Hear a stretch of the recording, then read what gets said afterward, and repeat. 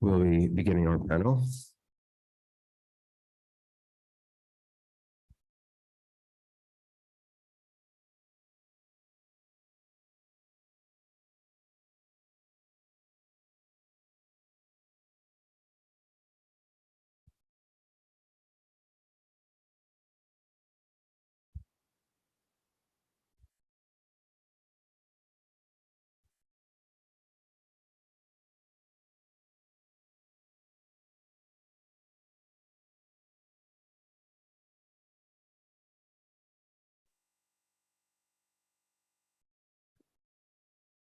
So welcome to day 3 of the conference, Ukraine and North America, Diaspora, Activism, Academic Initiatives.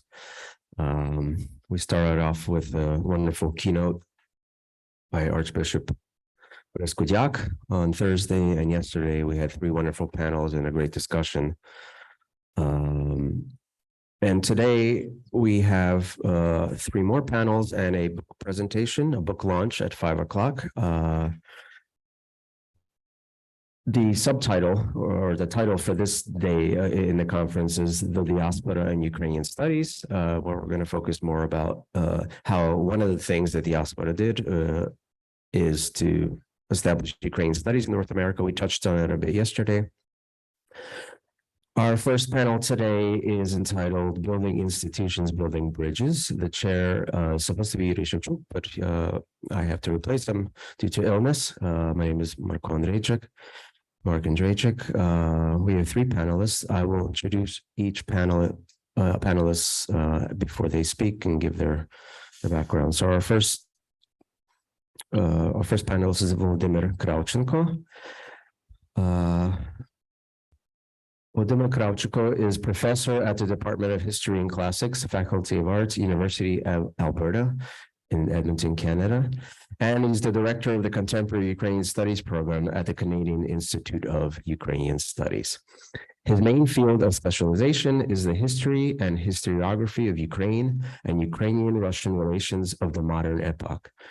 More detailed information can be found in the Encyclopedia of the History of Ukraine, Volume 5, in Ukrainian Historians of the 20th Century, Biobibliographical Guide, Volume 2, Part 2, KF 2004. Professor Kravchenko's paper today is entitled Ukrainian Studies in North America in Search of a Framework. Please. Thank you very much for this lovely presentation. Thank you for inviting me. It's an honor and pleasure to be here again. The conference was conceived in 2021, if only I'm not mistaken. And I believe that I'm not the only person in this room who feel like it was long time ago. So many things happened during the last year. We are living in a different world. People are talking not about the new Cold War, but even the Third World War today. History is back. Geopolitics is back, the old-fashioned imperialism is back, and the end of history proved to be just another illusion.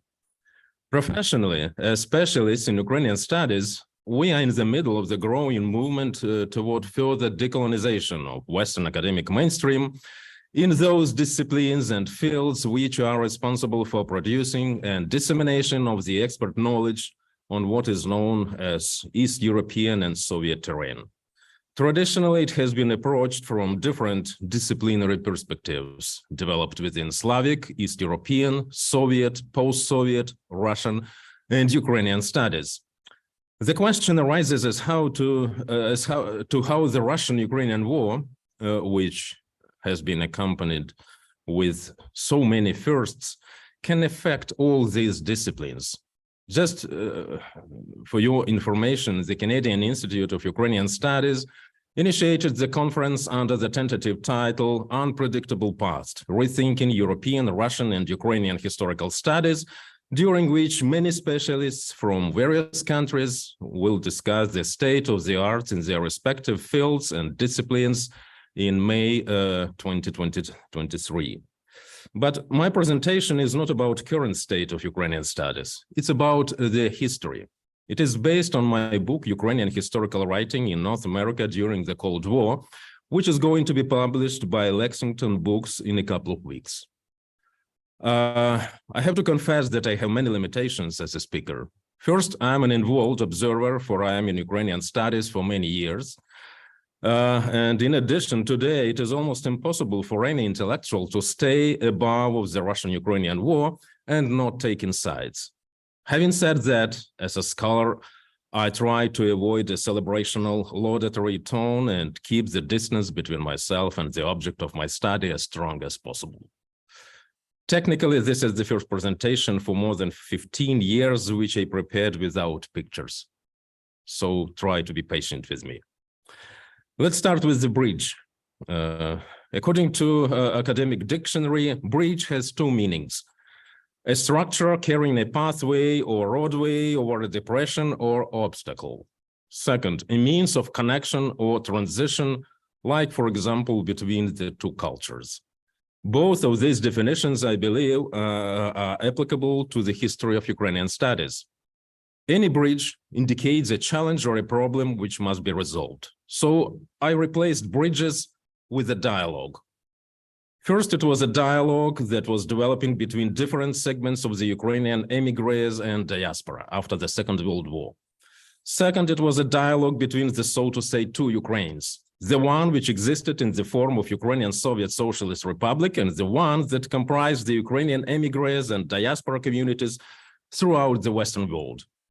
Last but not least, it was a dialogue between Ukrainian studies and the mainstream of American and Canadian academia. Ukrainian unfinished nation-state building was perhaps the most serious challenge that the other Ukraine, so to say, met with. It left many dividing lines which required bridges and dialogues to be established. The Ukrainian immigrants conceived the purpose of Ukrainian studies as twofold. First, to preserve the national historical legacy as the basis of the community's collective identity. Second, to reconsider the Ukrainian past in light of their recent traumatic experience. Strictly speaking, the concept of Ukrainian studies should embrace any form of knowledge related to Ukraine and its population. In practice, the role of the humanities and especially history in Ukrainian studies after the Second World War became of primary importance. The post-war Ukrainian scholars dealt primarily with disciplines and topics related to the, so to say, national grand narrative. In this regard, the Ukrainian emigre were not unique. What really set them apart from similar refugee communities was their need to prove the very existence of a distinct Ukrainian nation. It was heavily obscured by the overarching imperial Russian and Soviet discourses of identity, as well as by the dominant narratives of East European nations. At the same time, Ukrainian emigre historians had to establish their academic credentials in the host countries.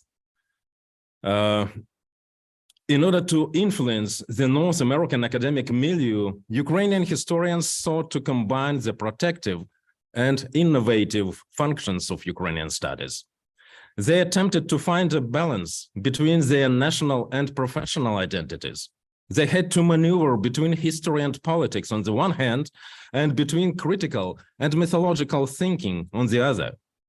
The list of the challenges Ukrainian emigre scholars dealt with is too long to be described in detail. Let me just name some of them. It's differences between the eastern and western parts of Ukraine, or the phenomenon of Ukrainian historical regionalism. Differences between Canadian-based and American-based institutions and scholars. Differences between various waves of Ukrainian emigre. Between town and gown, between those who made a successful academic career in North American universities and those who remained within the emigre institutions and discourses. Differences between different political parties and orientations. Time permit, I may comment each of these challenges and controversies. For example, the difference between Ukrainian, so to say, Easterners and Westerners penetrated the whole history of Ukraine through its long or short 20th century. The fact is they became even institutionalized in the forms of the two most influential scholarly institutions, Ukrainian Free Academy of Sciences, UVAN, and NTSH, and their mutual relations remained strained for a long time until the end of the Cold War. Several attempts to consolidate the fragmented scholarly community by using such institutions and new projects as the Suchasnist Journal or the project of Ukrainian Encyclopedia or the Ukrainian Historical Association were accompanied with many personal and political controversies. Differences between the United States and Canada, they were shaped by the structure of the Ukrainian communities, by the specific academic environment, and by the official identity policy in each of these countries.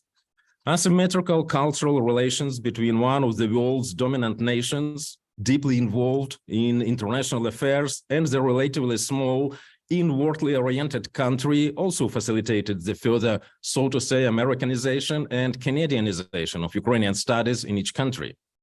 For example, Harvard Ukrainian Research Institute and CUES, they kept different political and professional profiles from the outset until today. Diaspora and the recent immigrant, the differences between established communities and the new post-war immigrants were especially visible in Canada. The former had adopted successfully to the societies of their host countries, and the latter considered their residence abroad to be temporary. They were oriented primarily towards the homeland, old continent. Town and gown became visible during the first conference. Was visible during the first conference of Ukrainian historians and political scientists organized by Ivan Lysiak-Rudnitsky in New York in 1962. It produced a strong reaction from some members of the Ukrainian community activists because attendance was limited to scholars. An article in the Canadian weekly Novy Shlach, The New Pathway, written by the engineer Sava Zerkal, under the title «Наука для всіх, чи тільки для вибраних, Education for all or only for the elect», accused the conference organizers of elitism and an attempt to dissociate themselves from the community. The revolt of the intellectuals against the emigre political establishment and Vulitsa, the phenomenon known due to Omelian Pritsak, was conducted under the banner of critical thinking and academic autonomy. In the words of George Lutsky, Yuri Lutsky, the only guarantee of the vitality of a national culture is the constant re-evaluation of its merits and the continental renewal of its worldview. Lysiak-Rudnitsky categorically denied that history should serve national interests, and that the responsibility of Ukrainian historians is to disseminate so-called Ukrainian truth. According to him, there is truth about Ukraine, but there is no so-called Ukrainian truth. The end of the quote. The new post-war generation of Ukrainian intellectuals and activists had Ukrainian ethnic roots and a dual identity, but with little or none of their parents' traumatic memories. The young generation of Ukrainians in North America sensed that being Ukrainian had become popular, especially during the 60s, but they were not interested in the traditional ethnography cultivated by the older generation. Young intellectuals wanted to reimagine their ethnocultural historical heritage in a modern spirit. According to Lysiak-Rudnitsky, intelligent Ukrainian youth in the United States and Canada were protesting against ritual patriotism, whose spirit reigned supreme in our institutions, our press, cultural events, and so on. The end of the quote. Many of the young intellectuals were receptive to the anti-establishment political climate of the 60s. They became politically left-oriented student activists. In the opinion of Marta Bohachevsky-Chomyak, who was perhaps one of the most active representative of the younger generation of Ukrainian scholars, the myth of a reimagined and highly idealized Ukraine was part of the youth countercultural discourse directed against American conformism and consumerism. Finally, a growing gap between the two groups of professionals also provoked a conflict within Ukrainian academic community. Omelian Pritsak described it as a conflict between déclassé his scholars who were confined mainly to the émigrés institutions and those who managed to take successful academic careers in Western humanities and social sciences. And one would be tempting to illustrate the issue with the long-time hostility between the Ukrainian Historical Association and Harvard Ukrainian Research Institute. Two Ukraines, both of them watched each other carefully, and to some degree, both sides of, so to say, true Ukraine even mirrored each other. Let me remind you of Ukrainский historic, Ukrainian historian, and Украинский историчный журнал, Encyclopedia of Ukrainian Studies on the one side of the Iron Curtain, and Encyclopedia of Ukrainian Soviet Socialist Republic on the other side, Historiographical Legacy of Kievan Rus, Cossack Ukraine, Shevchenko, Dragomanov, Kostomarov, Franco. They are just several examples to illustrate the process of mutual communication. In the pages of the émigré press, a heated controversy arose concerning the problem of two homelands. In the center of the controversy was the question of whether to establish contacts with the Soviet side, knowing in advance that they would be closely monitored by the KGB, or to avoid them completely and continue its total opposition to the Soviet regime. In principle, the dialogue between the two Ukraines was possible. The Iron Curtain was not completely impenetrable. There were both academic and non-academic forms of exchange, legal and illegal, personal and impersonal.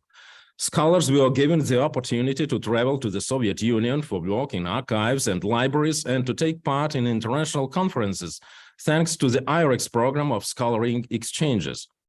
However, the dialogue between the two sides was possible only in a very limited and very specific forms.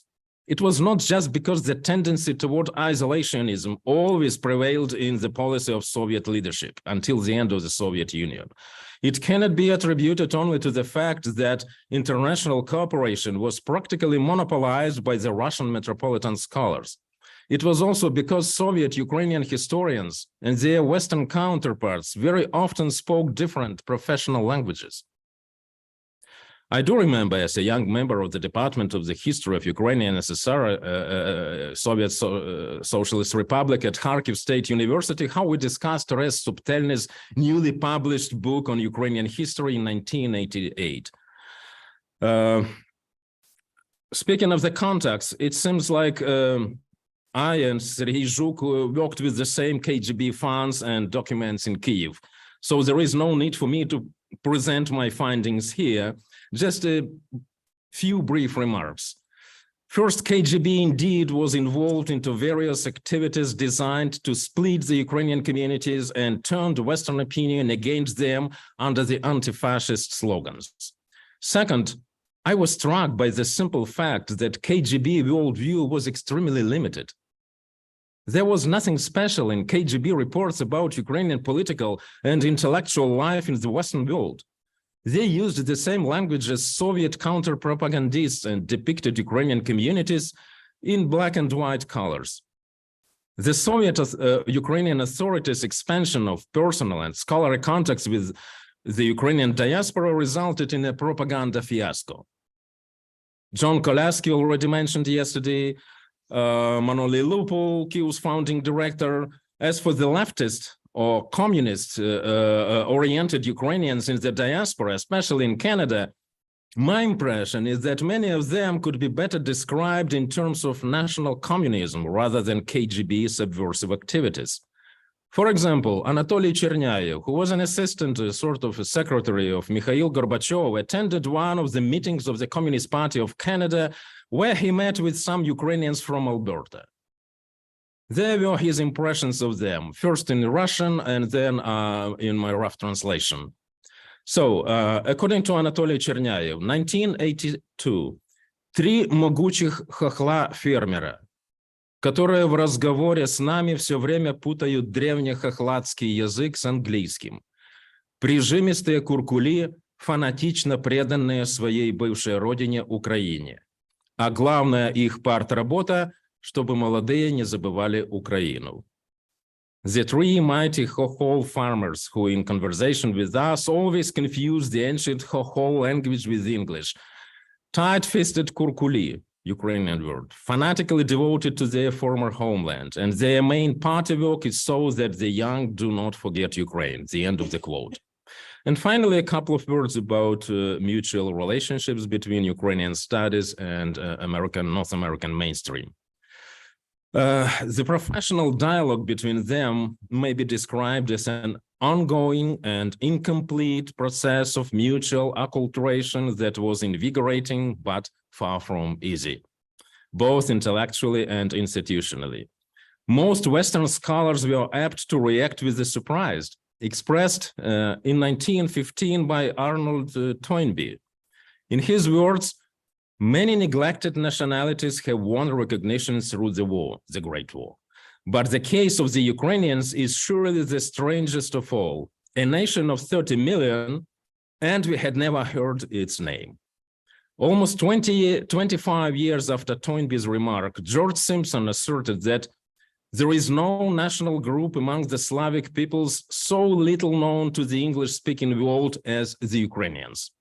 It is curious to observe how this rhetoric of discovery or rediscovery has persisted in Western intellectual discourse since the beginning of the 20th century, well into the 21st century.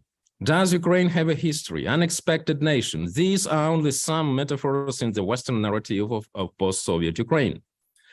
As Longin Sigelski noted in 1945, in all truth, Ukraine is like that proverbial skeleton in the closet, about which no one wants to talk. And according to John Reshettar Jr., the circumstances that prevailed in the early post-World War II period made research on Ukrainian subjects in the social sciences and in history an undertaking that involved a degree of professional risk. Ukraine was both terra incognita, and in certain influential academic circles, it was taboo as well. It was either given the silent treatment in courses that dealt with Russia or the Soviet Union, or was regarded as something of interest only to nationalists. Various academics treated Ukrainian topics either with hostility and suspicion, or with skepticism and indifference. And so, the American academic establishment was divided into two main groups with regard to the, so to say, Ukrainian question. The larger group composed of Ukrainian skeptics, and the smaller one consisted of Ukrainophiles. The skeptics remained under the influence of the dominant Russian imperial discourse, whether in the traditional or the Soviet version.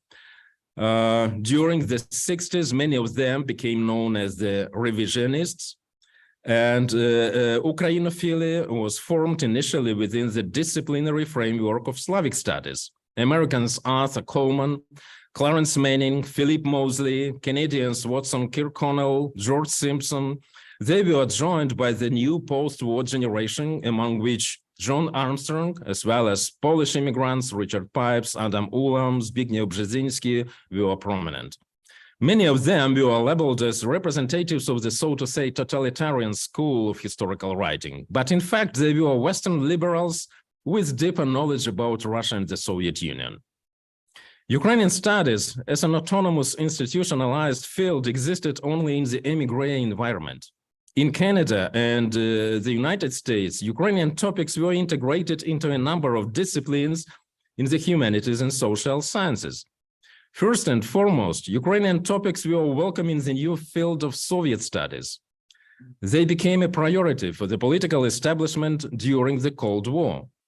It was not by accident that Mr. Putin, who enjoyed, according to him, the warm and cheerful reception here at Columbia University in 2003, called for complete abolishing of Soviet studies. According to him, there is nothing to study. I see words inscribed on the article on the arches of this hall. Medicine, theology, philosophy, Sovietology is not here. The end of the quote. Mr. Putin was wrong. He was not able neither to see nor to recognize the real words that appeared on the wall of Columbia University. In this, he was similar to his biblical predecessor. In fact, Sovietology was here. It was established long before Putin's visit to the university. The Russian Institute, established in 1946, was innovative in many ways, despite its traditional name. It might be considered the mother institute for Soviet studies in the United States. It also became the first institute to introduce the concept of area studies in American higher education. Even more so, since 1951, the Russian Institute at Columbia University became the most important center of Ukrainian studies in North America, under the effective leadership of Professor Philip Mosley. After the Second World War, not only Ukrainian topics became visible in Soviet, Slavic, and Russian studies. Many Ukrainian scholars made their careers in the fields and topics other than Ukrainian. In 1972, the Suchasnist journal published an article by the Ukrainian economist Ivan Koropetsky under the title, "Why Were Emigre Ukrainian Slavists So Uninterested in Ukrainian Subject Matter?" Several American scholars representing various disciplines and generations reacted to the article. The historians Marta Bohachevsky-Khomyak, Taras Hunchak, Volodymyr Nagirny, the political scientist Oleg Fedyshin, the Slavist John Fizer, and a specialist in Ukrainian literature, George Lutsky. Lutsky saw nothing amiss in the fact that young Ukrainians were choosing to study non-Ukrainian subjects. According to him, the rallying cry of student youth should be not only Ukrainian studies, but also the literature, linguistics, history, and philosophy of the West, and a clear comprehension of what influences the modern Western world. In fact, dealing with non-Ukrainian topics was blessing in disguise. The establishment of North American main centers of Ukrainian studies, Harvard Ukrainian Research Institute, QUS, some other institutions and programs cannot be explained properly without the presence of Ukrainian scholars in non-Ukrainian disciplines. In this connection, one might think about Omelian Pritsak, Igor Shevchenko, Manoli Lupul, founding fathers of Harvard, Huri, and QUS, respectively. They became well-known specialists in different disciplines: Oriental studies, Byzantine studies, and Canadian studies. The process of institutionalization of Ukrainian studies in North America was not possible without substantial changes within American and Canadian societies. I'm talking about democratization of the, so to say, ivory tower under the impact of the white ethnic revival in the United States and multiculturalism in Canada. Leftist students' activities, human rights movement, and so on and so forth. Toronto University professors were shocked with the news about Harvard Ukrainian Institute. But the irony is that Omelian Pritsak said about constructing a Ukrainian ivory tower just as the American Academy began to be affected by new socio-political problems and challenges. To sum up, the political scientist Howard Astor has observed that it is the fate of emigres to be outsiders, but it is these very outsiders who are able to transform their marginality into a unique form of intellectual energy and achievements. It is this energy and striving for progress that accounts for the successful development of Ukrainian studies in the West during the Cold War. In spite of many difficulties and challenges, Ukrainian studies not only managed to survive. Between the 60s and 80s, the Ukrainian national historical narrative of glorification and victimization was revised in all its main components.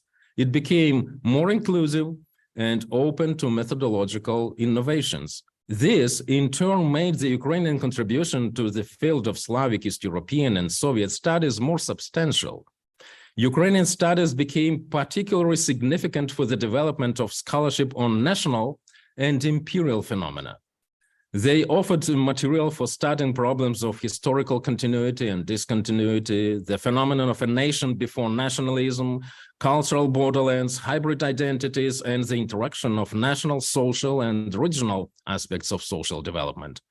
As Mark von Hagen wrote, Ukraine has been the most important factor in what we now call the imperial turn in Russian and East European history.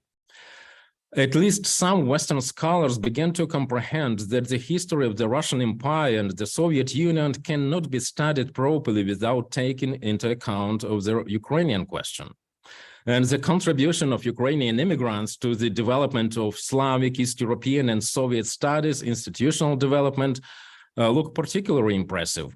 Most of the scholarly institutions, centers, and programs established by Ukrainian immigrants still exist. In the United States, suffice it to mention the success of the Association for the Study of Nationalities and its journal Nationality Papers. At the same time, Ukrainian scholars contributed to the updating of North American educational and scholarly agendas, as both of them became more sensitive to the issues of cultural diversity and the rights of ethnic minorities. To what extent all those and some other buildings and bridges influenced Ukrainian studies in Ukraine after 1991 is a separate topic that goes beyond my current agenda. Thank you very much for your patience. Thank you very much, Professor Kravchenko. Our next speaker will be joining us from Toronto via Zoom. The speaker is Ulyana Pasichnik, who has been an editor of scholarship in Ukrainian studies for many years. Her editorial career began at Huri, where she joined the staff of its journal, Harvard Ukrainian Studies, and served as the journal's managing editor.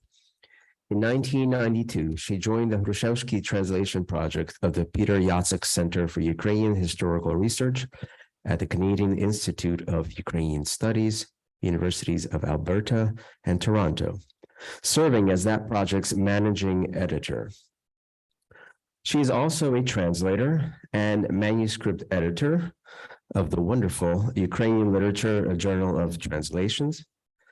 In 2018, she became head interviewer for Huri's Oral History Project, and the title of Ulyana's talk is Recollecting the Course of Ukrainian Studies in North America, the Oral History Project of Harvard University's Ukrainian Research Institute.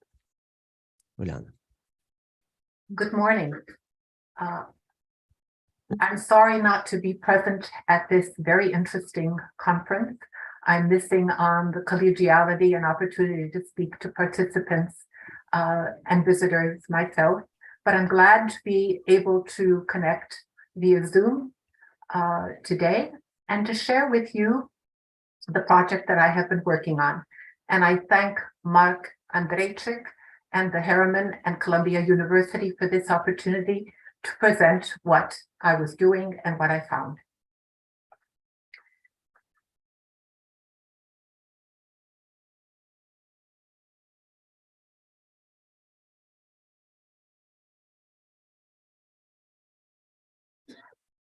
On January 22nd, 1968, Ukrainian Studies as a field of scholarship was inaugurated at North America's oldest university.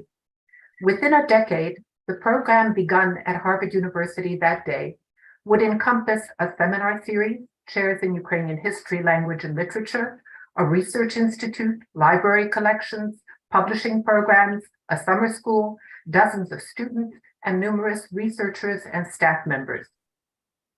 In the 4 decades that followed, the Harvard Ukrainian Research Institute's activities continued to expand, and its students, researchers, and associates came to hold positions in academia, government, journalism, business, the arts, and community organizations.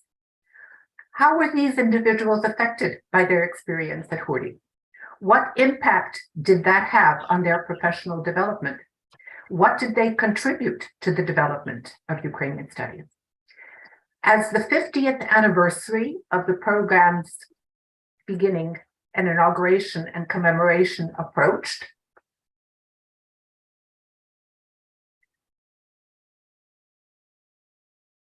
the Huri Oral History Project set out to address these questions, looking back into the past and reflect on the program's history and achievements. It would do so through personal, individual interviews with the scholars, students, administrators, staff, and community members who took part in and helped shape Ukrainian studies at Harvard. From the start of the Hori Oral History Project, its organizers recognized that it would have a fundamental lack: the voices of its initial founders. Without the vision, commitment, and work of Stepan Chemich, Omelyan Pritsak, and Ihor Shevchenko, Ukrainian studies at Harvard would not exist. But they were gone, and their input would have to remain any recollections that they had already left behind. Gone, too, were others at Harvard who had been vital to the establishment and development of the program. Among them, members of the university's first committee on Ukrainian studies, including Edward Keenan, Victor Weintraub, Albert Lord, also Adam Ulam. Others were devoted activists of the Ukrainian Studies Fund, including Bogdan Tarnowski, Vasyl Lahoshniak, Maria Chemich, and prominent supporters like Yaroslav and Olha Duji. The oral history would have to focus on other voices, and its initial tasks included identifying whose voices should be heard, as well as the order in which they should be approached. When I was asked to join work on the Oral History Project, it already had a framework prepared by Lubomir Haida, then Associate Director of Huri and head of the Oral History Project.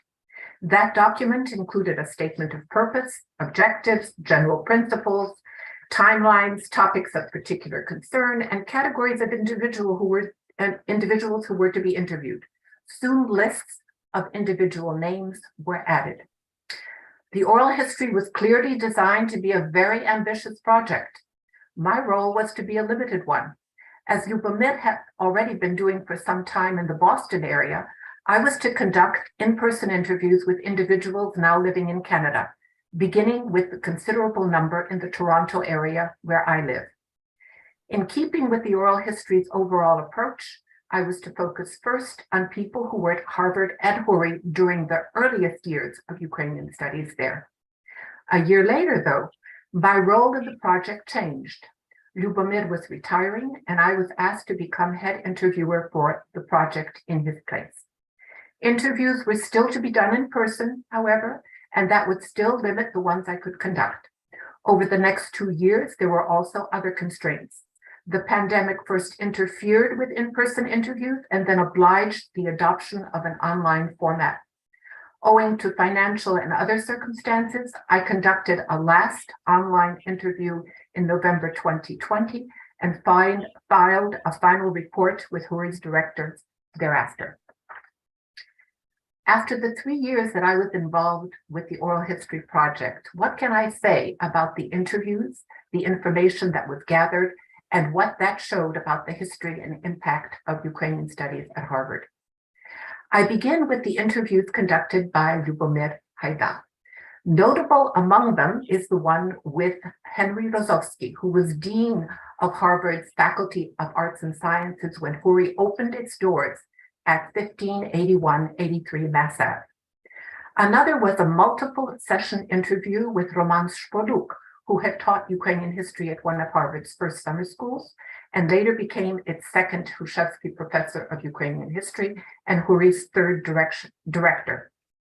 Like all interviewees, they were asked to share what they wished of their personal histories and scholarly work, as well as to speak about their direct connections to and experience with Ukrainian studies at Harvard. Listening to excerpts from their interviews, together with being interviewed by Lubomir myself about the years in the 1970s and 80s when I was at Huri, became the basis of my own interviewing approach and procedures. Among the 22 people I interviewed, 7 earned PhDs at Harvard and hold, or are retired from, academic positions at universities in North America. 4 of the 7 are also among the 9 interviewees who first came to Harvard to attend the summer school. 3 others earned their PhDs elsewhere, but did graduate study and major research at Harvard. They too hold, or are retired from, academic positions. 5 interviewees are professionals working in administration, publishing, education, or business. 4 are citizens of Ukraine. 3 were Huri Fellows, and the 4th came as an independent research and scholar. 2 interviewees are daughters of prominent Huri founders who themselves have had roles in Ukrainian studies. They shared recollected parental experiences as well as their own. Of the 16 interviewees who now live in Canada, 14 work or have worked at universities. The categories I've mentioned overlap, as you may have guessed, with interviewees often belonging to 2 or more. And of course, each interviewee has a unique history and experience beyond any category. Interviews were usually one-time sessions conducted in English, lasting an hour and a half or more. 5 interviews with citizens of Ukraine were conducted in Ukrainian. A particularly notable interview of mine was that with Zenon Kohut, which was conducted in 5 in-person and online sessions over several months. Zenon was well prepared for each session, readily recollecting events, places, names, and dates.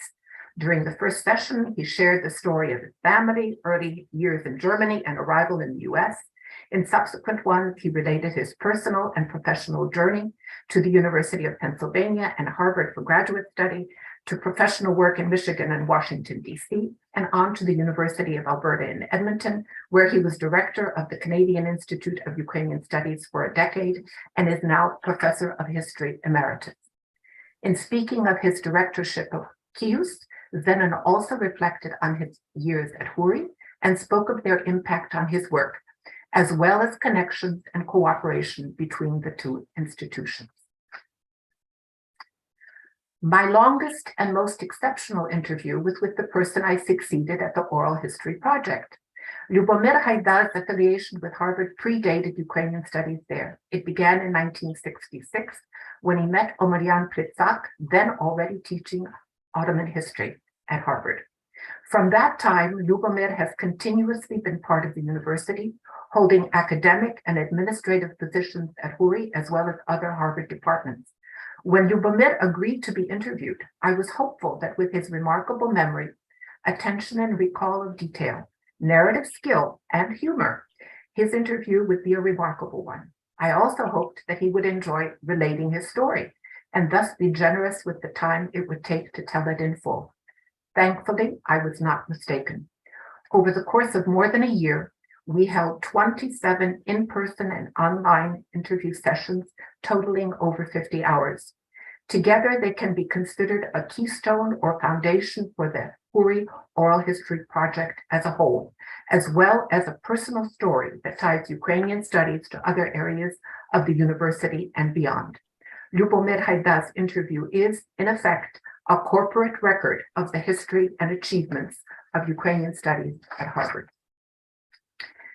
The cohort I interviewed was extraordinary in that most interviewees were academics and professionals whose Harvard experience connected to a subsequent career related to Ukrainian studies or Ukraine.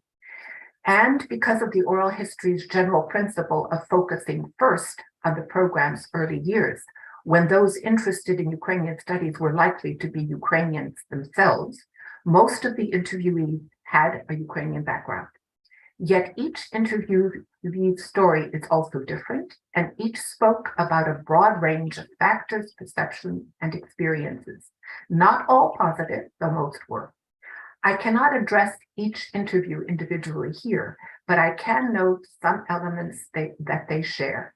Those elements include the importance of community, intellectual affirmation, collegiality, professionalism, and an overall sense of gratitude.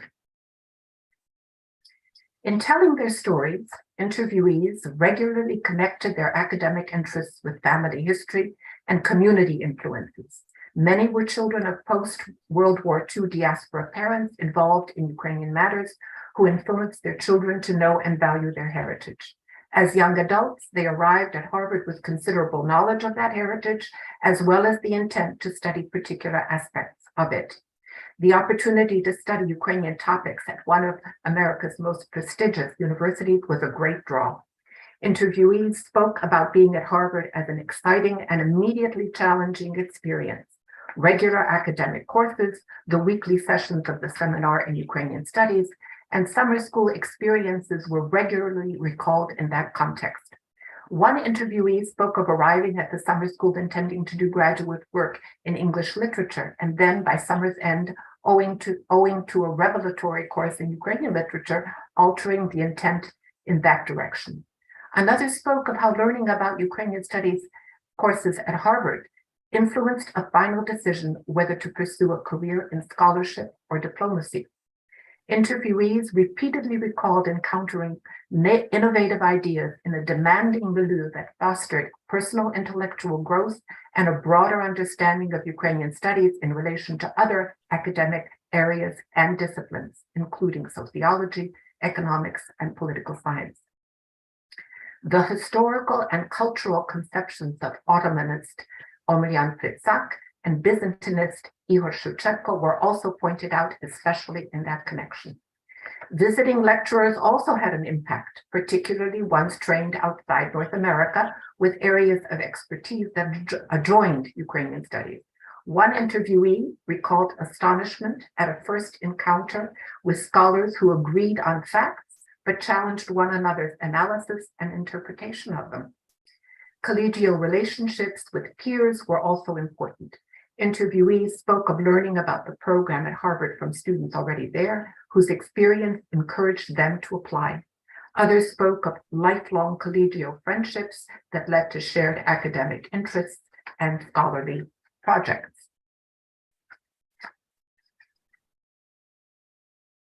From its inception, HURI fostered a sense of purpose and community that reached beyond the university. Interviewees spoke about becoming involved in events in Ukraine, particularly at summer schools, as well as volunteering to undertake such things as teaching youngsters in local Ukrainian Saturday schools and fundraising in support of further development of Harvard's Ukrainian program. They spoke of the gratitude with which they remember various components of the Harvard experience, appreciation for summer courses attended at low cost, financial and institutional support for graduate study and research abroad, and the mentorship of Harvard faculty. As one interviewee put it, being at Ukrainian Harvard challenged us to become what everyone at Harvard strives to be and often is, the most knowledgeable scholars and professionals found anywhere. Success at Harvard conferred personal intellectual validation as much as it did academic and professional accreditation. A few words about the interviewees from Ukraine, whose first connection to Harvard tended to date to somewhat later times, the 1980s on. One was a student at Harvard, and that person's experience resembled that of other students. 4 Ukrainians arrived at Harvard as research scholars. They spoke especially about how Harvard affected not only their own careers, but their areas of expertise in Ukraine. Again, the themes of intellectual growth and gratitude were prominent, especially for the research opportunities and connections with Western scholars that Harvard made possible. Another emphasis was how academic work in Ukrainian studies at Harvard had the effect of influencing and validating the scholarly fields and institutions in a Ukraine still constrained by Soviet ideology. One participant in this conference reminds me of how Harvard connections and influences can and do work. Natalia Khanenko-Friesen was a fellow at HURI in 2018 when I began broader work on the Oral History Project. Visiting the Institute on Kirkland Street and learning of her work in oral history, I approached Natalia with a few questions. These led to hours of discussion and information that Natalia generously shared, from which the project benefit and for which I remain grateful. Among this conference's participants are several of my interviewees whose stories and experience are now part of the oral history. I also note individuals whose names were on the lists of those who should be interviewed, but as yet have not been. If work on the Oral History Project resumes, I hope they all will be. That includes people connected with HURI in more recent years, some of whom, sadly, are also no longer with us. It will soon be 55 years since a unique and unlikely program to study the history, language, and literature of a little-known nation lacking independence and statehood was inaugurated at Harvard University. Today, when Ukrainians have independence and a state, yet live in a world witnessing Ukraine's invasion by its imperialist northern neighbor, Knowledge and information about them, their history, and culture is not lacking. That achievement is traceable to Ukrainian studies at Harvard. Our presence at this conference at Columbia University is indicative of that initiative's success and of its proliferation into academic programs throughout North America and beyond. Thank you for your attention.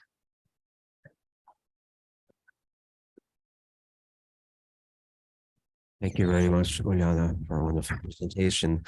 So great to see so many familiar faces and buildings on those pictures. Next and final speaker for this panel is Roman Protsuk, who is Executive Director and Manager of the Ukrainian Studies Fund, a New York-based public charity that funds educational endeavors in Ukrainian studies, including teaching and research programs at major North American universities. He began as a volunteer and advanced to oversee some of the fund's key projects, including efforts to fund Ukrainian studies at Harvard University and the establishment of the Great Famine Research Project. In 2002, Roman Protsuk chaired the fundraising campaign that successfully expanded the financial base of the Ukrainian Studies program at Columbia University, a multi-year initiative that led to the creation of a string of new endowed funds at Columbia. Roman. Thank you. We can safely state today how remarkable it is for an idea that came from the public, the Hromada, to possess resilience for more than half of a century and have people still talking about it a generation later. This argument is useful in discussing the Ukrainian community's effort to establish and sustain Ukrainian studies at key North American universities. And these are programs at Harvard, Columbia, and in Canada at universities in Edmonton, Toronto, Ottawa, and at other institutions. So where did the idea for having Ukrainian studies come from? The originators of the idea were Ukrainian American college student unions organized in the 1950s. And here is a group photo taken in 1953 of Ukrainian American student activists at their first national level meeting in New York City. In the background is Columbia University's alma mater statue and Low Library. At the 1957 convention of the Federation of Ukrainian Student Organizations in America, it was Stepan Khimich, a Columbia graduate student, and his colleagues who proposed to launch a fundraising project to endow a chair of Ukrainian studies at some North American university. This resolution led to the founding of a separate not-for-profit corporation in 1958, the Ukrainian Studies Chair Fund. The new organization was led by Mr. Khimich, who after graduation devoted his life, literally thousands of hours of his time, effort, and energy to the Ukrainian Studies Fund, and did so without ever asking the organization to pay him a penny for his work.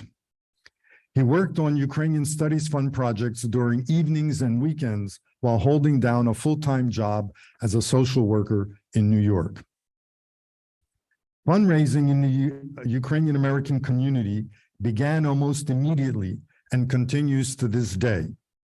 Here is the opening entry in the Ukrainian Studies Fund's ledger that records the first donation received from the public on November 25th, 1957, $10.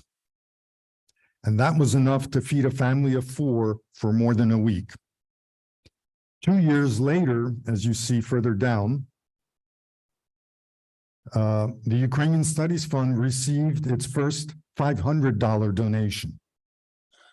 That came from Buffalo, New York, from Dr. Eugene Stetsky, who subsequently donated on 99 other occasions over his lifetime. Donors often develop long-term relationships with the Ukrainian Studies Fund, and this turns out to be important for the fund's success. So why did the Ukrainian studies idea emerge as a concern for students. The Ukrainian studies concept grew out of student discussions on the scarcity of knowledge about Ukraine and North America, especially Ukrainian history and culture. And these were themes we explored yesterday, and they repeat a lot of times in what I'm going to be presenting here. Students observed this problem of perception firsthand at their colleges and universities.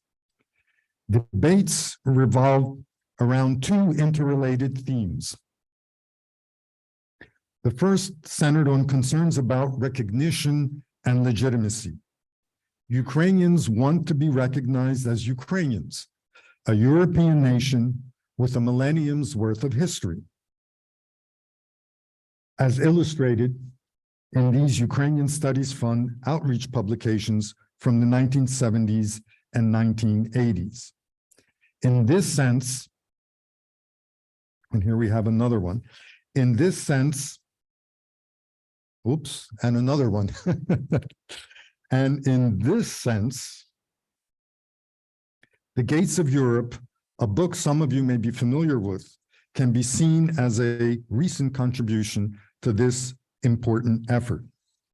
It was written by Serhiy Prukhy, the current Mikhailo Hrushevsky Professor of Ukrainian History at Harvard. You've probably also seen publications put out by the faculty of the Ukrainian Studies program at Columbia University as well. Taken together, these publications released by academic and commercial presses help put Ukraine on the map. In terms of legitimacy, the post-World War II Ukrainian immigration quickly understood that the community does not have many institutions withstanding in the US or in international circles to advocate the Ukrainian idea or challenge Soviet occupation of the homeland. Even the Ukrainian churches, Orthodox and Uniate Catholic, were struggling for recognition in spite of autocephaly and their rights within the Vatican Eastern Congregation of Churches. Having a studies program at Harvard or Columbia was understood to be helpful in establishing a legitimate narrative of Ukrainian history and culture for US academia and the public. I hope you can make this out. It may be awkward today to read letters from distinguished faculty discussing the notion that Ukrainian studies programs do have a place in university curricula, and that studies of Ukraine can be a legitimate and appropriate area of intellectual and academic activity, as seen from this letter written by Henry Roberts, director of the Russia Institute and the program on East Central Europe at Columbia University, the Russian Institute being the predecessor of today's Harriman Institute. And this was a letter written to the IRS that we needed to get our exempt status as a charity. But it's a document from the early 60s that says a lot about the problem of projecting Ukrainian studies into the American mainstream. Legitimacy also had a personal dimension for the generation of Ukrainian Americans growing up in the 1960s and 1970s, that includes myself. We had to find a way to reconcile our US and Ukrainian worlds, and we wondered if there was something more to being just a hyphenated Ukrainian. We too faced public ignorance by mistakenly being called Russian. In addition to concerns about legitimacy, the threat of cultural annihilation in the homeland was the other dominant theme, as illustrated in this poster from 1959. See, there's even a mention of President Eisenhower in there, for those who remember who he was. From the beginning, Ukrainian emigres correctly sensed the seriousness of cultural destruction happening in Ukraine and the depth of Soviet corruption of historical memory and the twisting of facts. This was a matter of survival, and the Ukrainian Studies Fund's mission to preserve, nurture, and advance Ukrainian culture by establishing excellent university-based programs in Ukrainian studies made sense. So were university-based Ukrainian studies the only idea to emerge? The predominant Slavic department model students encountered at their schools was that of a Russian department, with little or no Slavic areas represented. The Ukrainian Studies Fund approach seemed to have had a chance to make a difference. However, it faced criticism and competing ideas within the Ukrainian community from the start and continues to do so even today. Some segments of society consider community control as being essential when it comes to addressing their interests adequately. Entrusting this to a dean or a university administration, as the Ukrainian Studies Fund project would do, seems risky. A potential for conflict between the interests of donors and the academic institutions may potentially derail the entire project. For example, what qualifies as Ukrainian studies for some faculty and administrators may surprise you. Others in the community have insisted that from the start, the agreement to fund the program at Harvard signed by the Ukrainian Studies Fund and Harvard University should be amended to include a provision for the return of the community's money and transfer to Ukraine if Ukraine ever became free. Now, this was from the 1960s. Still others, including some highly regarded academics, argue that the natural place for Ukrainian studies to thrive is not North America. It is Ukraine, especially after 1991. Furthermore, community-based scholarly societies that operated in the 1960s and 70s, such as the Vyacheslav Lipinski East European Research Institute, or the Ukrainian Free Academy of Sciences here in the US on 100th Street in Manhattan. And let me just interrupt here that in this photograph, you see Ivan Leshak-Rudnitsky sitting talking to Milan Pritsak. Right above Ivan Leshak is Osip Danko, Dr. Danko, who passed away this year and left a bequest which will be used to create a new name-endowed fund at Columbia University, supporting fellowships for the Masters in Regional Studies program. So definitely a historic photograph of people who contributed much to Ukrainian studies and even to the support of Ukrainian studies. So with the Ukrainian Free Academy of Sciences, you have their English language annals, which provided community-based alternatives to the university programs that the Ukrainian Studies Fund was trying to endow. The way the Ukrainian Studies Fund and the programs it subsequently established at Harvard and at Columbia, how they address these community concerns, certainly warrants a separate study. Why was the Ukrainian Studies Fund campaign successful in meeting its goals? There was a certain element of luck when Stepan Khimich met Bohdan Tarnavsky at a community dance in the early 1960s.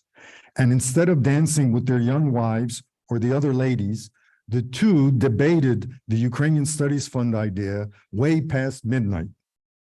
Soon afterwards, Tarnavsky joined Khimich to become manager and outreach organizer for the Ukrainian Studies Fund. He brought technical skills and grassroots organizational know-how to the Ukrainian Studies Fund, while Khimich worked on concepts and ideas. This turned out to be a productive relationship that lasted almost 3 decades until stress left Tarnavsky with a stroke and partial paralysis. No doubt, the many years of Tarnavsky's fruitful initiatives and his leadership put the future of the Ukrainian Studies Fund and the programs it created, they put them on solid footing. It is also clear from records and events at the Ukrainian Studies Fund office at the Ukrainian Research Institute and Tarnowski's presence that this contributed significantly to the profile and direction of the Young Ukrainian Studies program at Harvard. The idea to study the great 1933 famine in Soviet Ukraine, formulated in 1980, was one such Ukrainian Studies Fund initiative that morphed into a Ukrainian Research Institute project. This work at Harvard led to publication of Robert Conquest's Harvest of Sorrow in 1986, and more recently, Anne Applebaum's Red Famine in 2017, achievements that resonated in academic circles and especially in the Ukrainian community. The Millennium of Christianity in Rus Ukraine, with its publications and the commemorative International Congress, is another such example. These efforts, carried out at Harvard, responded to the needs of the Ukrainian diaspora, which sought a deeper understanding of Ukrainian history and culture for itself, and, just as important, informed the general public about Ukraine's turbulent history and rich culture. The network of enthusiasts that Tarnowski and Chimich organized across the US also played a pivotal role in the campaign's success. Every city with a Ukrainian community was covered and had its local promoters of the Ukrainian Studies Fund idea. All of these fine people formed the movement that raised much money for Ukrainian studies. This success reflects positively on the generosity of immigrants and former displaced persons who arrived in the US only a decade or so earlier, and it shows their respect for scholarship. It was also a sensible response to the melting pot model so prevalent in this new country. On a practical level, good fiscal discipline, low expenses, and luck in avoiding improprieties in managing community activists, donors, and money were vital.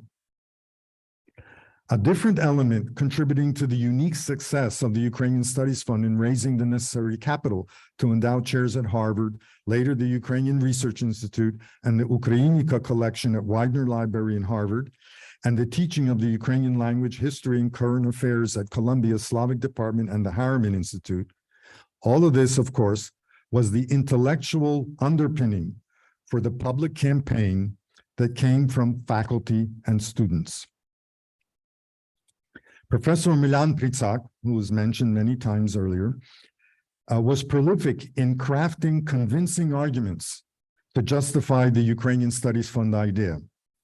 He inspired many of us in the public, in tandem with Ihor Shevchenko, who taught at Columbia and later at Harvard, a person with international recognition and much respect in the Ukrainian community.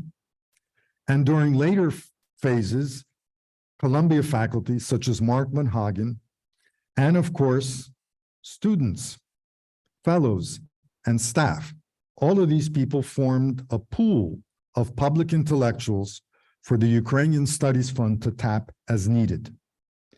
This tradition of academic visionaries participating in public discourse has contributed to the success of the Ukrainian studies idea.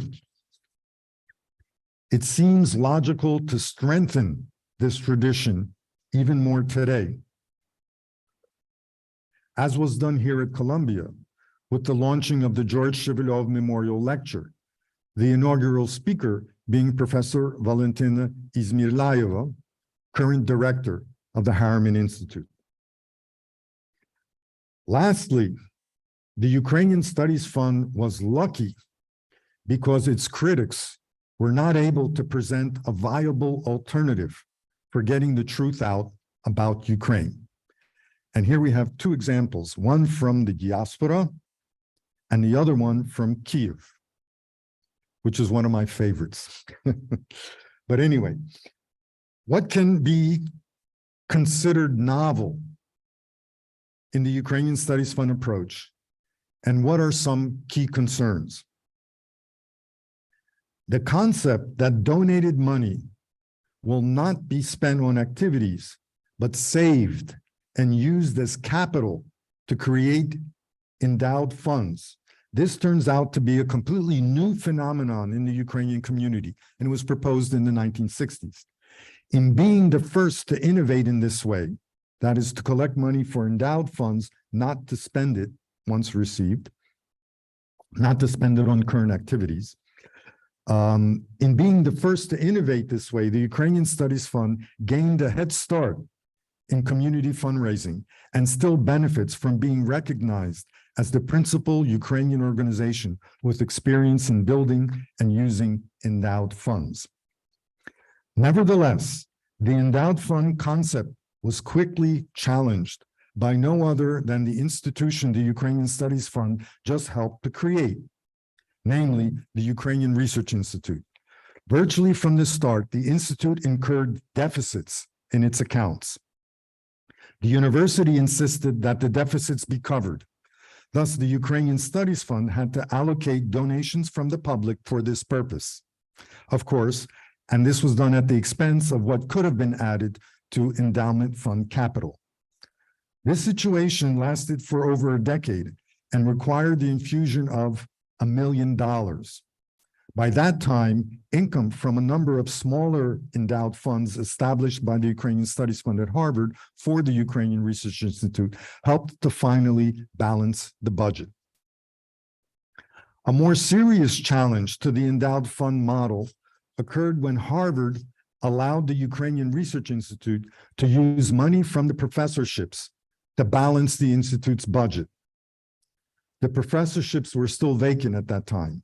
This encroachment of endowment fund stipulation became an issue raised by the Ukrainian Studies Fund at the committee to visit the Ukrainian Research Institute, and ultimately with the president of Harvard College, the Board of Overseas, and finally the Harvard Corporation. In the end, the practice was forbidden. Nevertheless, deans pooling unexpended fund balances from the Ukrainian professorships with other money also has been a problem because the income from the Ukrainian endowed funds inevitably gets spent on activities not related to Ukrainian studies. These things are warnings about what can happen and what it may take from the community to assure proper fund compliance at university. A corollary to this is that when something impacts the public good, it makes sense for the public to have an opportunity to contribute to the oversight as well. The natural place for this at Harvard, that Harvard offered, was at the beginning the committee to visit the Ukrainian Studies Fund program, or the visiting committee that would meet every couple of years. The first chair of the committee was Joseph Alsop, and members at various times include Zbigniew Brzezinski, Neil Rudenstein, who later became Harvard president, Roman Shpurluk, Mark Manhagen, and also members from the donor community, Oля Duja, Nestor Olesnitsky, Olexa Bilonyuk, Petro Jacek, Jean Shklar, and others. However, if I remember correctly, in an attempt to increase accountability and transparency, Harvard President Larry Summers shut down the visiting process in the mid-2000s and replaced it with an internal Harvard committee that will accomplish the impossible: visit scores of centers and departments in one sitting. The last Ukrainian Studies Program Visiting Committee met in 2002, and to my knowledge, there has been no external review of any parts of the program since. So much for Summers' vision. The lack of review of the Harvard program may be a big vote of confidence from the university, or an indication of a rudderless boat. The Harriman Institute has its National Advisory Council, a group of outside academics, practitioners, and donors that meet regularly. And this is in addition to periodic formal external reviews. And Harriman's Ukrainian Studies program relies on outside input from its Ukrainian Studies Advisory Committee. The 2008 financial crisis exposed shortcomings in how universities manage endowed fund capital. The value of the 100+ name endowed funds supporting Ukrainian studies program at Harvard fell from roughly $80 million to below $50 million. The latest information from Harvard from last year is that the value of the university's endowed funds has recovered to the roughly 2008 level, even though losses still occur from long-term illiquid portfolio investments. Columbia fared better. Then there is an unusual but concerning problem of endowment funds of the Ukrainian studies programs accumulating unexpended income, and the tendency of faculty to let these balances grow.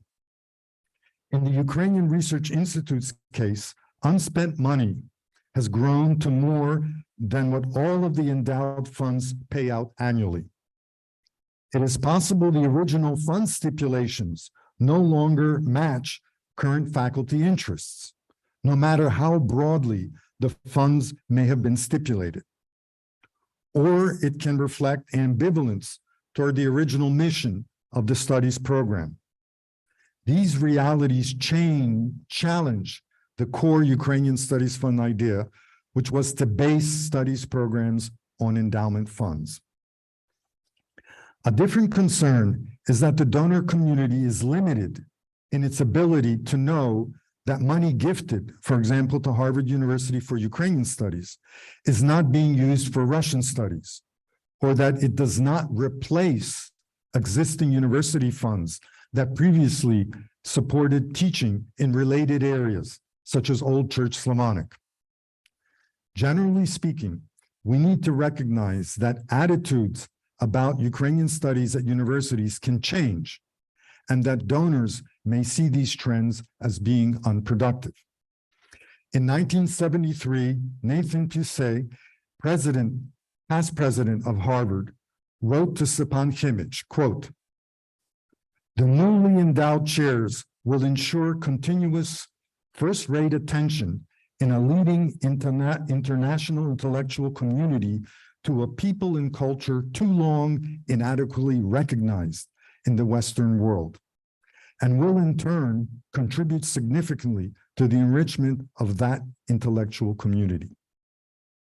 Harvard Dean Franklin Ford wrote to Milan Pritsak in the 1970s, quote, "It has been a source of both interest and pleasure to watch the Ukrainian program develop over these past 5 years.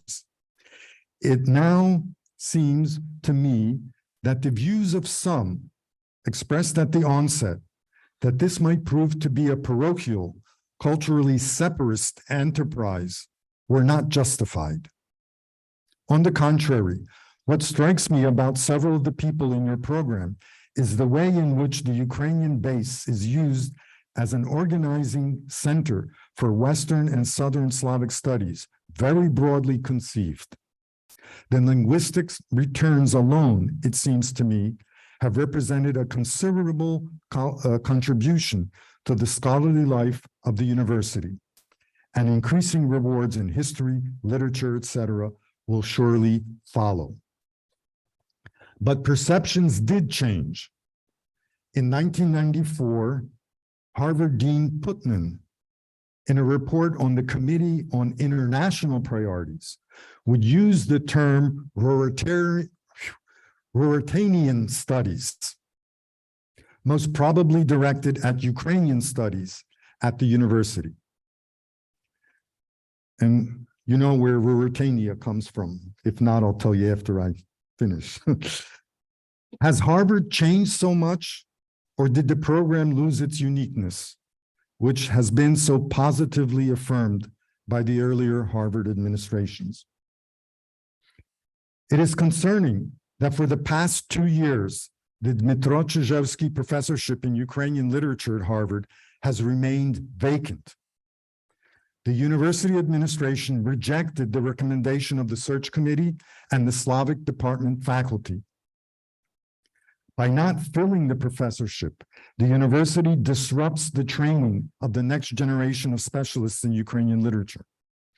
Prospective graduate students will not stake their future on a string of visiting lecturers who Harvard brings using the professorship's endowment payout. And this is happening at a uniquely critical time when the demand for expert knowledge on Ukraine matters is very real. So how has the Ukrainian Studies Fund leveraged the idea of establishing university-based studies of Ukraine, especially after Ukraine gained independence in 1991 and entered a period of nation building? One idea is to rely on the trusted American notion of competition. In the early 2000s, the Ukrainian Studies Fund realized that the rate of return, to use shop talk, on $1 allocated to a new competing program of Ukrainian studies will be greater than when it is allocated to an already well-financed Harvard program. This was also the time when the Shevchenko Scientific Society in New York was exploring the idea of supporting Columbia's Ukrainian Studies program. The Ukrainian Studies Fund joined the initiative in 2002 and launched a new campaign to create a series of endowed funds at Columbia to expand the Ukrainian Studies program. The purpose of the Columbia initiative was not to duplicate the Harvard approach. For historical reasons, Ukrainian studies at Harvard were started from scratch, and the program was built as a new and separate area of studies, integrated only at the department teaching level. In other words, the Ukrainian Research Institute was a standalone entity at a university that did not have a strong tradition of collaboration between school centers and departments.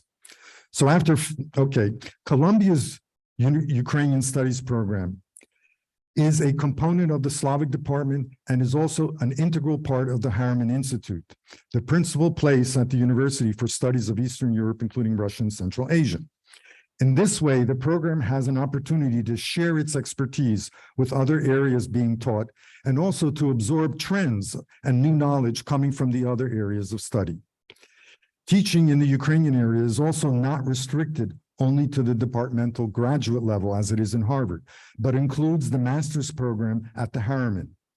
This teaching activity at Harvard is carried out by the Davis Center for Russian and Eurasian Studies and not at the Ukrainian Research Institute. Consequently, student recruitment for studies at Harvard is often difficult.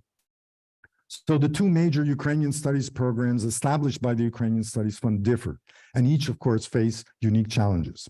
Lastly, the aggression in Ukraine that Ukraine is facing today from Russia, the military war, and the total destruction of civilian life revives Soviet-era thinking that Ukrainians in the diaspora have a critical role to play in the preservation and support of Ukrainian culture and scholarship. This thinking provides the rationale for expanding Ukrainian studies program service activities that support the development of scholarship in Ukraine.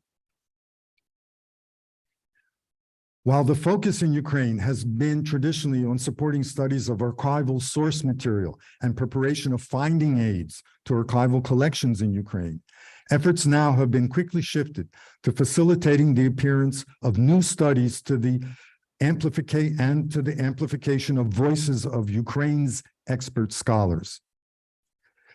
This, what I'm showing, is a publication that came out 2-3 weeks ago, and it's available on the internet while electricity is still available in Kyiv at the Institute of History at the Academy of Sciences in Kyiv. This is the main difference today, that 30 years of independent academic and cultural development in a free Ukraine has created a large and diverse body of achievement and a new generation of talent that speaks for the country. Ukrainian studies program here are learning how to tap these resources and how to collaborate. The new normal will likely be for U.S. academic establishments to address for our programs here in the U.S. to address the inadequacy of Western expert knowledge on Ukraine that all too often comes from former Sovietologists and historians of Russian imperial history, and for the programs to expand studies of Ukraine and the region. This brings us back to the original ideas students articulated when they created the Ukrainian Studies Fund. Thank you.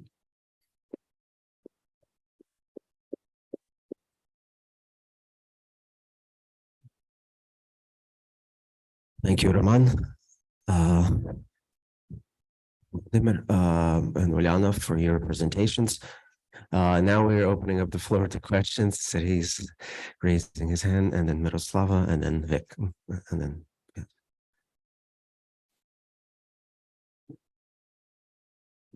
I have questions for all participants. First, for Vladimir, and this is more comment than question. You mentioned revisionist school in historiography of Soviet studies in America. But I would add the role of the left in this phenomenon, because all these guys, Heimson, Sheila Fitzpatrick, much younger Kotkin, represent either communist leanings or other left. And unfortunately, this trend still exists in fields of Soviet studies and Ukrainian studies, because many people of the school still teach or pretending to teach and publish about Ukrainian history. And we had this scandalous case of Kotkin's student here, Tariq Amar, we already discussed this, who took very pro-Russian position. Now he's working for RT and so on. This is a comment. Another question for Uliana and for Roman as well. Do you remember any problems from interview or encounters with Soviet scholars from Ukraine who challenged concept of American Ukrainian studies?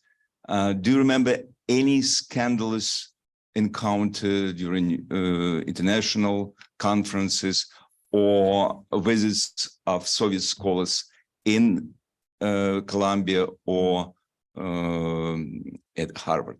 And the last question for Roman. You mentioned this competition, campus competition funding. Do you know about Russian funding as competitor to all these Slavic studies program in Columbia, in Harvard, and how this affects Ukrainian funding? Do we have competition between these funding from Ukrainian community, from Ukraine diaspora, and funding from Russian oligarchs, which present everywhere in the United States, at least? Thank you. First? Sure. First of all, yes, we're very aware of the financial base, especially here at Columbia, that supports Russian studies. It's an older base, and it was stipulated at a time where the ideology and the orientations were different. But everything is treated separately. These accounts are separate, so there is no competition in that sense. And of course, we don't compete for donors either, because the Ukrainian Studies Fund specializes in Ukrainian language-based outreach to the Ukrainian American communities in the US primarily, some in Canada. And this is a challenge for the USF because we're not English-based, and we've been kicked many times, provoked to create an English language outreach where all of our competitors already do this. But we still believe that it is vital to have a Ukrainian language component. So that's one thing. Second of all is you will not believe how much money we were able to raise after Varvartsev put out his book about bourgeoisie nauka. I mean, every time Russia comes out with something, we can convert that into a good fundraising tool. So we want more. We can use this to be a little bit, ironic and cynical here.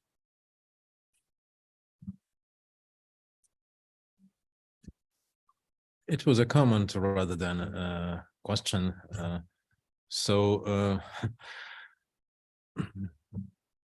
My comment to your comment would be not necessary, but Yes, they are. They are. It may be misleading to call them revisionists, but they used to call themselves in some different way to emphasize the difference with their predecessors of the early Cold War. They do exist, but it's okay. I like this definition made by Roman. Let us convert it into a fundraising tool. But sometimes I feel like, maybe I'm too old-fashioned guy, but I do believe in the principle of academic autonomy. From my perspective today, the concept, the idea is dying, or maybe it's dead already.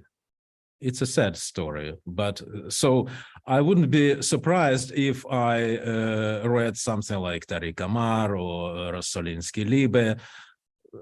We cannot just annihilate them. Let them do it, and let compete with them, and let us show that they are wrong and we are the right. That's all I can comment on. Uliana?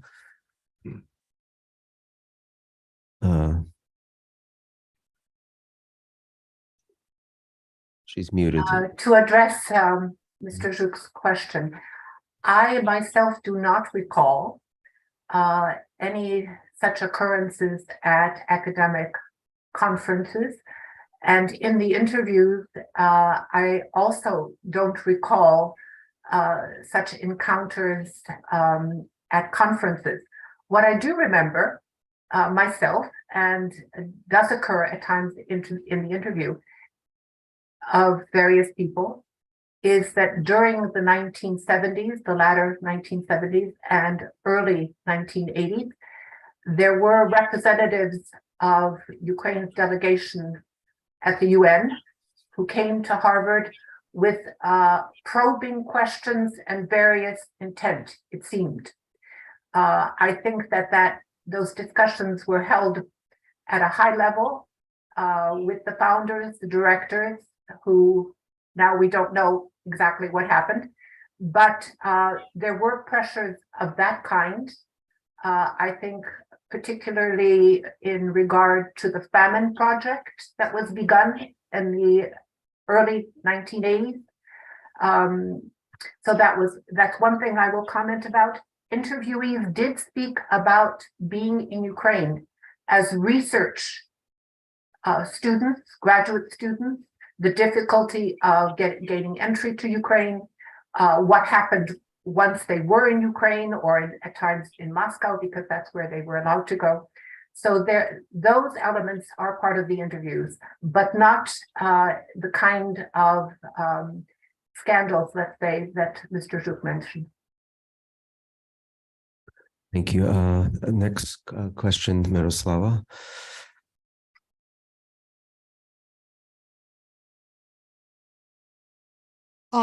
Thank you very much. I really appreciate you kind of uncover all the mystery about specifically Harvard Ukrainian Institute, for me at least. My question is, how do you planning to move forward with this situation? And are you planning to do something about this challenges that institute and Harvard is facing today? A few years ago, Harvard Institute opened a contemporary program, as we know, and there are people leading that program even questioning that Ukraine exists or Ukrainian language exists. And what I'm hearing, there's a new book coming out about kind of hinting that Ukrainian Revolution of Dignity had roots in left-wing uprisings. So I do have a lot of questions for the institute and for the future of that institution and generally Ukrainian studies as a whole. How are you planning to change, and what is your strategy today? Thank you. May I? Yes. Well, thank you for the question. the Ukrainian Studies Fund has been around for more than 50 years. So fundraising. So we have gone through a certain path where we realize that the game is not necessarily to continue raising money. The Hromada has been very generous and very trusting. Oh, we'll still accept money for sure. But our responsibility is shifting to what I would call a fiduciary role. And that basically means that we are responsible, we feel responsible for how these assets are being used. Therefore, it is our goal to attract a board that will govern the Ukrainian Studies Fund that is not so much composed of Hromada animals like myself that are just community activists, but lawyers, university people with experience in how universities are run. And we're looking for opportunities to create a dialogue between the recipients of our generosity and the Ukrainian Studies Fund in terms of oversight on execution of stipulation. That is, we recognize what maybe the first generation, the Kimmich people in that group didn't really appreciate, is that the Hromada's opportunity to use a very strong word, dictate or stipulate what a gift can be used for, only exists up to the time when the stipulation letter is signed. What text you put in that letter creates a contract with the recipient institution. And in the US, it's basically the states that regulate the laws on how institutions are to execute stipulations. So we're very familiar with the New York law when it comes to Columbia, and we have little skirmishes. We're having one right now because we were going to announce a gift of $650,000 to the Harriman on Thursday for new fellowship support that we were able to raise. But someone in the administration wanted to tweak our language, even though it was a cut and paste job from previously accepted at Columbia stipulation letters. We'll work that out. But that's very important. And that was not done adequately in 1968, 67. No one knew how to do that. And there weren't any ethnic groups, to use that phrase, that were endowing things in American universities. I mean, the Alfred Jerzakowski Chair in Polish Studies came, I think, 3 years later after the Ukrainians. And I have their stipulations letters, and they're very good. But we didn't know how to do it. And then the Armenians were there earlier, but no one read Armenian. So the fiduciary aspect is what we understand we need to develop. And then we need to develop the tools to be able to practice that effectively. And at Harvard, especially at the Ukrainian Research Institute, they do not appreciate someone looking over their back, no matter how generous and lenient you can be. I am manager of the USF. I come from academia, but from the sciences. So I make sure that we do not overstep our relationship in terms of trying to be Soviets and dictate what the party wants. We will never do that. We will always allow academic freedom. And the way around this is, if you don't like something, go and create competing programs and outperform the things you don't like. They publish one book, we'll publish 10. And then this voice will surface. That is one of the viable tools that we have available. So I don't know if that's an adequate response, but that reflects some of the thinking going on now. Okay, Victor is next.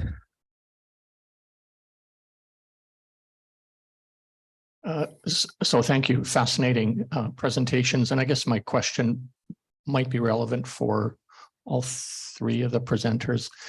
I guess I'm wondering about the sources of pushback from universities that must have been faced both from the administration and cranky faculty in Edmonton or Harvard and so on. And so what were the forms of pushback that were being faced, and how was that overcome? And are there any kind of lessons learned from that process for, say, today? Who wants to start? You want me to? I guess. Yeah, guess I'll gobble up all the time. I should say something. Pushback. One of the easiest forms practice is never respond.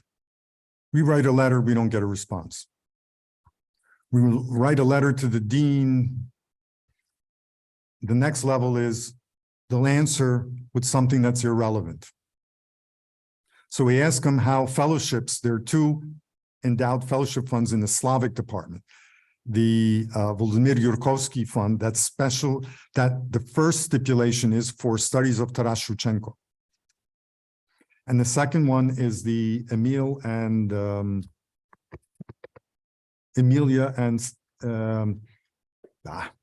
it's too early in the morning. The Steforak Fund, I forget the gentleman's first name, from Chicago, that is for Ukrainian literature.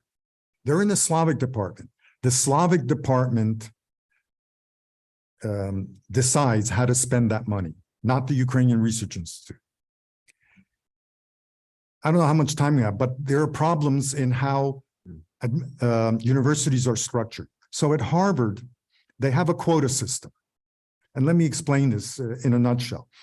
If the budget for the Slavic department is, let's say, $100,000 for support of students, and here the Ukrainians created two new endowed funds that contribute, let's say, $20,000. So if the Slavic department decides to use the $20,000 to bring in someone to do Ukrainian, to study Ukrainian literature, the dean removes $20,000 from that pool of $100,000 that the department had initially allocated for their graduate students. Now, as they say, вопрос Вірменської раді. If you have 10 faculty members specializing in Russian studies and 2 in Ukrainian, and we're a democracy, right? The majority decides these things. How do you think the Slavic department's going to vote on accepting graduate students? Are they going to accept the Ukrainian ones and then cut their allocation down by these funds, or are they going to only accept Russian students? The outcome is that after many years of this cycling, the Ukrainian funds all of a sudden are the wealthiest in the university because they never get spent. That's Harvard's system. Columbia has a completely different system. And that's what we've learned, why we need to create programs in several institutions, because we can extract the best from each. And don't get me wrong, I mean, Harvard's institution, Harvard's program is the flagship program. And we're most proud of the accomplishments of the program and the perspectives that the program has. But as we move in the decades, it needs tweaking. It needs to react to the realities of the time. So, Okay. I'll move on to the next question. Yes, always. One question to Roman and one question to Mr. Kravchenko. Roman, you mentioned luck for the Ukrainian Studies Fund in terms of no impropriety. Would you consider giving credit to past and present employees and members of the board and their deliberate fiscal responsibility to ensure that there was no improprietary actions, as opposed to other community committees and funds that had such improprietary? And for Mr. Kravchenko, you mentioned ritual patriotism in the 60s and 70s. Can you amplify that, and why sort of the undercurrent of animosity towards that by certain elements, as well as you mentioned 2 competing Ukrainian academic groups, one that wanted to reach out to the Soviet Union and one that actually vilified any such movement as collaborationist. Can you amplify that and maybe put in that appeal by Ukrainian academics, a few of them who signed an appeal to the Politburo to at least adhere to the Ukrainian Constitution, Soviet Ukrainian Constitution, which they were not, even though it was there in writing. Thank you. Maybe Vladimir first. I didn't answer the previous question, so may I be allowed to just a brief comment about bureaucracy. I need to recall my experience in dealing with Soviet bureaucracy and my fresh impressions of Canadian bureaucracy. I was very surprised to see that they have much in common, providing, of course, that Canadian bureaucracy is extremely polite, but very often they are incompetent in the same way. So it is very difficult sometimes to deal with them because we are in fact dealing with a huge bureaucratic machine rather than, this old Humboldt University with priorities, research, educational priorities, this ideal, place for any free, teaching, doing research in a free way. But I'd say that maybe I'm wrong, maybe, but I have this impression that Ukrainian topics are still not fully integrated into the teaching and research agenda of many universities in Canada. I know Canada a little bit more than American universities, but once again, maybe I'm wrong, but still this strange impression that they exist as a sort of enclave, separately. And every time when I talk to my supervisor, dean, other highest authorities, every time they needed the opinion of the Ukrainian community first, and my professional opinion second, if you know what I mean. So this political orientation dominates academic teaching and research issues, which is not normal because Ukrainian studies are the same legitimate academic studies as any other, German, Italian, so on and so forth. As for the ritual patriotism, it was not my definition. It was Lysiak Rudnitsky's definition. And your last remark, please remind me, is it about realitetniki or those who were ready to contact Soviet authorities with during the 60s? It was very noble and very naive idea that Ukrainian Soviet, Ministry of Education would be able to allow a group of American and Canadian scholars, including Lysiak Rudnitsky, some other scholars, to teach for some time in Ukrainian Soviet universities. This was simply unthinkable, but they still cherished this naive idea that they could influence somehow Soviet academic or non-academic establishment. It was just impregnable fortress, and every person who came from the West, especially with this label Ukrainian studies, it was just, for KGB, for Komsomol members, party organizations, and for us average, teachers and instructors and researchers, stay away from them as much as possible, because any positive mentioning about yourself in Western Ukrainian press, it could make fatal, consequences for any person in Ukrainian Soviet, not just Ukrainian Soviet academic establishment. So that's how I can comment or answer the question. If Well, I understood it properly, yeah. Yeah, I can only add that there were this letter of 40 professors. Is that what you have in mind? 30 something. Or 30 something, yeah. Well, the function of the Ukrainian activists in the Ukrainian diaspora was to always poke or challenge the Soviet communist idea, especially ideological, because there was an ideological component in there. So that's how to look at this. I mean, it wasn't a joke or anything like that. It was a challenge. And we can observe the reaction on the other side. So that was very much practiced in the 60s and 70s. In terms of improprieties, well, there are several safeguards that the Ukrainian Studies Fund used after we sensed the need to use them. For one, again, it was a matter of luck that the generation of activists that came to the US in the 50s and 60s had a perception of a duty and loyalty to the Ukrainian idea. Part of it was from members of various political groups that were disciplined.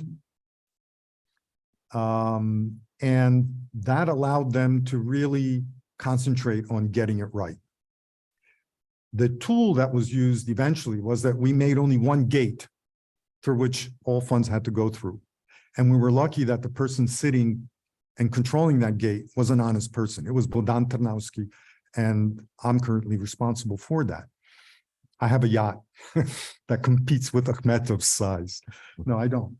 By the way, we never accepted money from oligarchs, even though we had the opportunity. Harvard did, and they have a problem with that. But that's a separate topic. In terms of responding when I mentioned the Slavic fellowships, I forgot to tell you, we write to the dean asking about these fellowships that we know are not functioning. And the answer we get is that the Ukrainian Research Institute very diligently takes care of their fellowships. Yes, we know that, but we're not asking about the Ukrainian Research Institute. We're asking about the others. So we don't want to go into a polemic with deans, but we understand what the dean is doing. Okay, I'm going to try to squeeze two questions into 6 minutes. Ksenia Kibrzynski is asking a question for Uliana and Roman. In your interviews and in your fundraising, what role or impact have library research collections at Harvard and Columbia had on students, visitors, and faculty?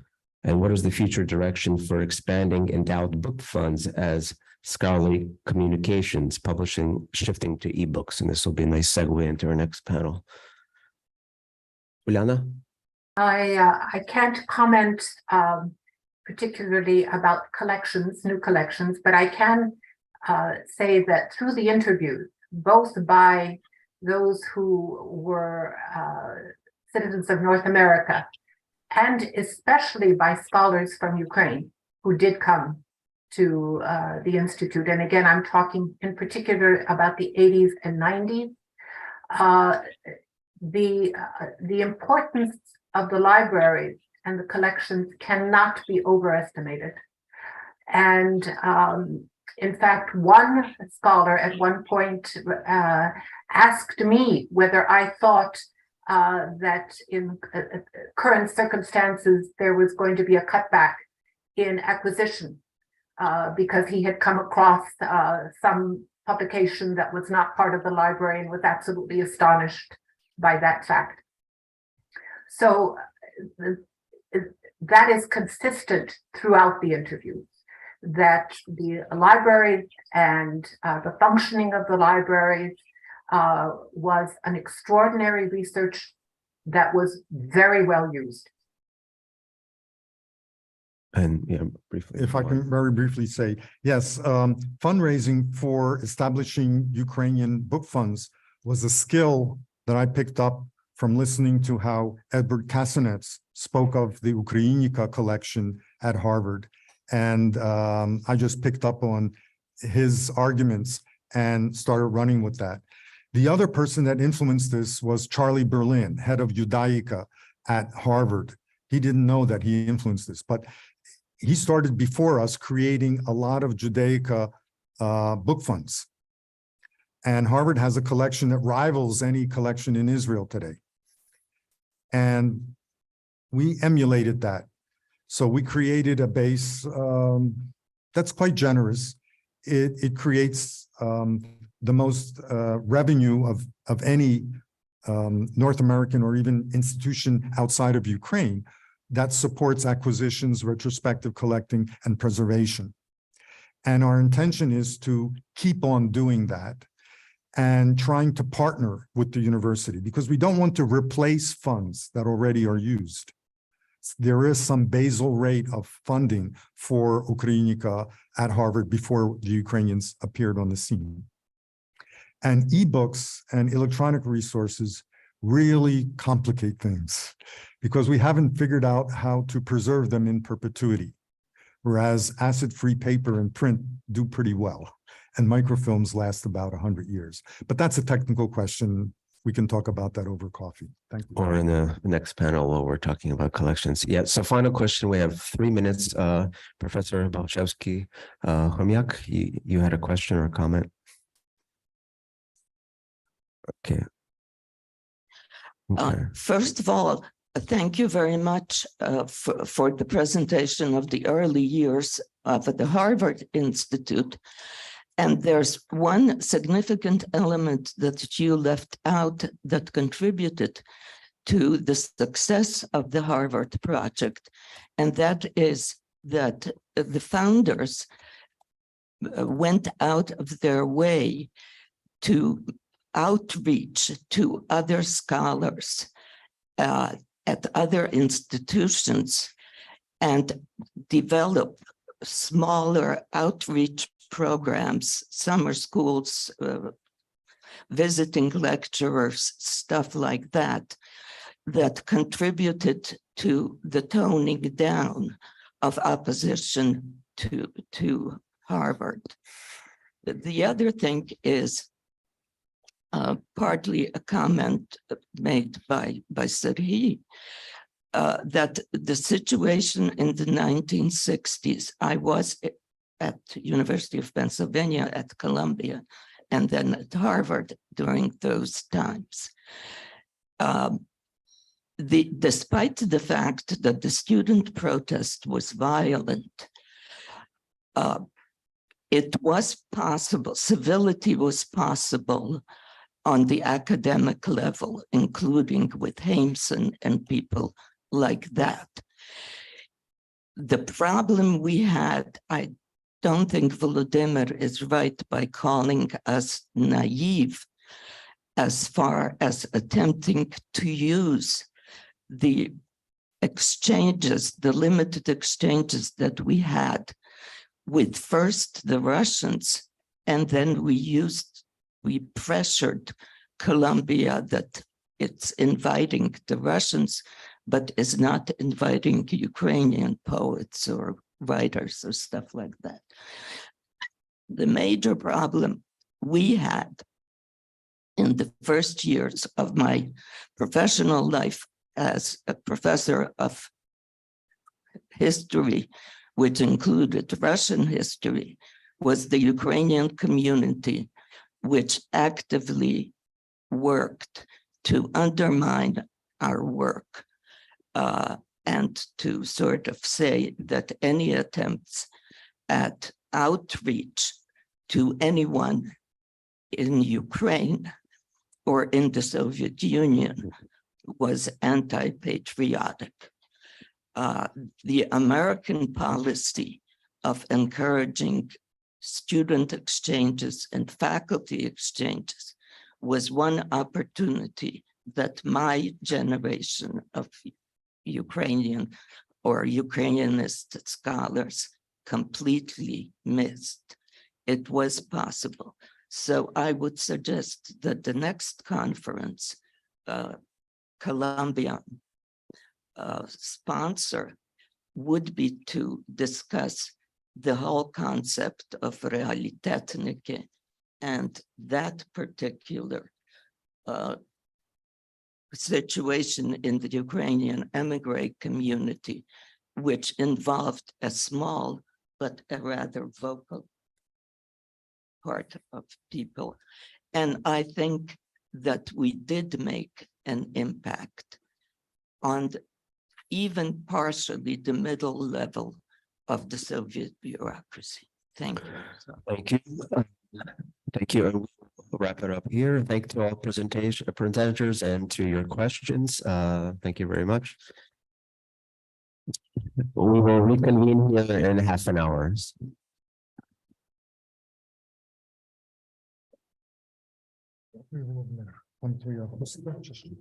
Дякую. Я дуже зацікавлений в твоїй доповіді. Чи ти маєш текст, чи будеш друкувати його, чи Я пізніше, слухай, моє завдання написати історію ФНКТ. То є то, що мене уповноважено. я шкодую, що я не мав під рукою оцих, бачиш, те, що ти говорив. Я знаю документи, що ніхто ще не має. О, Але я їх тримаю собі на